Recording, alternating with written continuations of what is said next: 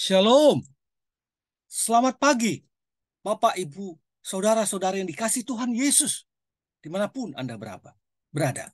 Senang sekali kita boleh kembali dengan dengaran renungan firman Tuhan pada pagi hari ini. Dan sebelumnya kita bersatu di dalam doa. Segala puji, hormat, dan syukur kami kepadamu ya Tuhan Allah kami yang hidup.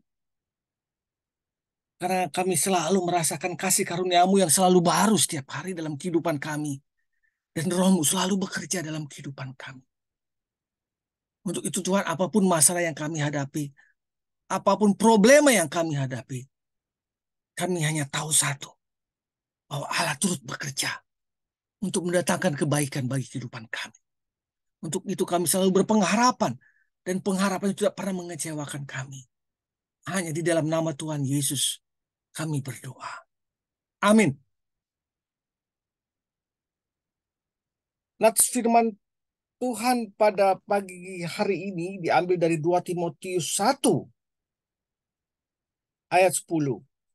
Dan yang sekarang dinyatakan oleh kedatangan juru selamat kita, Yesus Kristus, yang oleh Injil telah mengalahkan kuasa maut dan mendatangkan hidup yang tidak dapat binasa. Judul firman kita adalah kemenangan bersama Tuhan. Bapak Ibu dikasih Tuhan, kita sudah memperingati Jumat Agung, ya, bahkan dari Kamis Putih, kemudian Jumat Agung, dan kemarin kita merayakan Paskah, yaitu kebangkitan Yesus dari kematian.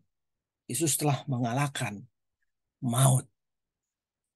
Kita sudah boleh kembali melakukan perjamuan kudus untuk mengingatkan daging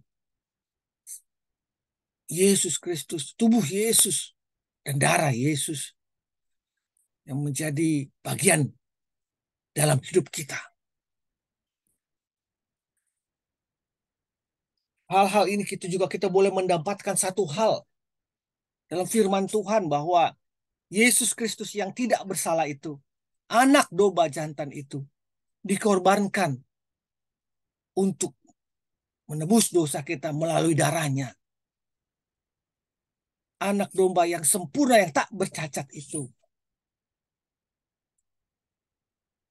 yang begitu mengasihi manusia itu, berkorban agar manusia ciptaannya yang dia paling kasih itu boleh memperoleh keselamatan dan berada bersama-sama dengan dia. Kedengkian, iri hati yang menjadi dasar orang-orang Yahudi untuk mengangkat persoalan Yesus dan bahkan menyalibkan Yesus sudah dipatahkan di kayu salib. Kedengkian dan iri hati orang-orang Farisi yang tidak senang bahwa pengikut Yesus semakin hari semakin banyak, yang membuat mereka menjadi dengki, dan dengki akhirnya menjadi niat untuk berencana membunuh Yesus, sudah dipatahkan oleh darah Yesus di kayu salib. Jadi barang siapa yang punya rasa dengki, mempunyai iri hati yang besar, percayalah, jika engkau datang kepada Yesus Kristus, Allah yang darahnya sudah tercurah di kayu salib itu untuk menebus kita, maka engkau pasti bisa keluar dari iri hati dan dengkimu yang besar itu. Digantikan dengan sukacita dan damai sejahtera yang daripada Allah.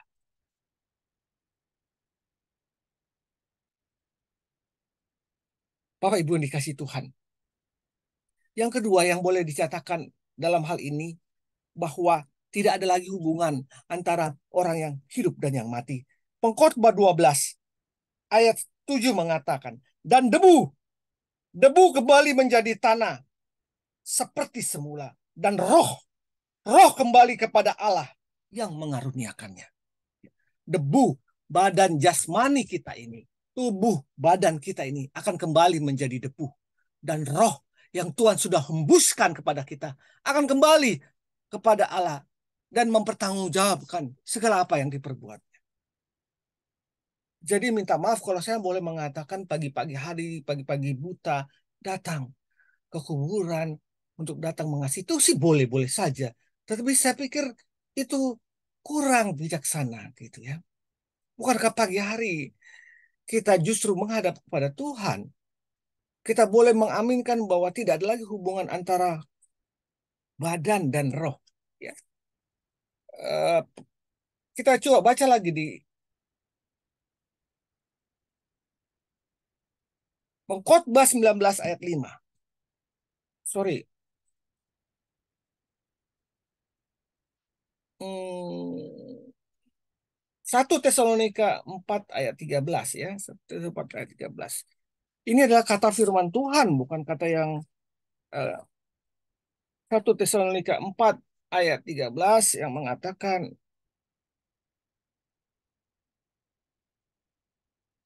selanjutnya kamu tidak selanjutnya kami tidak mau, saudara-saudara, bahwa kamu tidak mengetahui tentang mereka yang meninggal, supaya kamu jangan berduka cita seperti orang-orang lain yang tidak mempunyai pengharapan.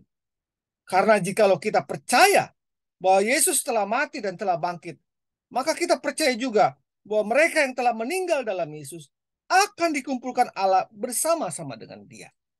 Jadi Bapak Ibu yang dikasih Tuhan, setelah orang meninggal itu dia tidak ada lagi di tempat kuburan. Bagi orang-orang yang percaya dia akan tinggal bersama-sama dengan Yesus. Dan bagi orang-orang yang berbuat jahat dengan menabur kejahatannya, dengan kedengkiannya, dengan kemarahannya dan sebagainya, dia akan ada di Hades, yaitu seperti neraka. Dan nanti akan dibangkitkan kedua-duanya, orang kudus dan orang jahat itu. Kemudian barulah mereka dihakimi dan masuk ke dalam api neraka yang kekal, yang lebih dahsyat dari Hades. Dan orang-orang yang dikasih Tuhan akan duduk bersama Allah Bapa di surga kelak. Itu yang harus kita amini. Ya, jadi berbuatlah sebaik mungkin bagi orang-orang yang Anda kasihi pada waktu dia hidup. Kalau dia sudah mati, apapun yang kalian lakukan, menangisi mereka, tidak ada gunanya. Nothing. Ya, kecuali penyesalan kalian. Itu bukan kata saya.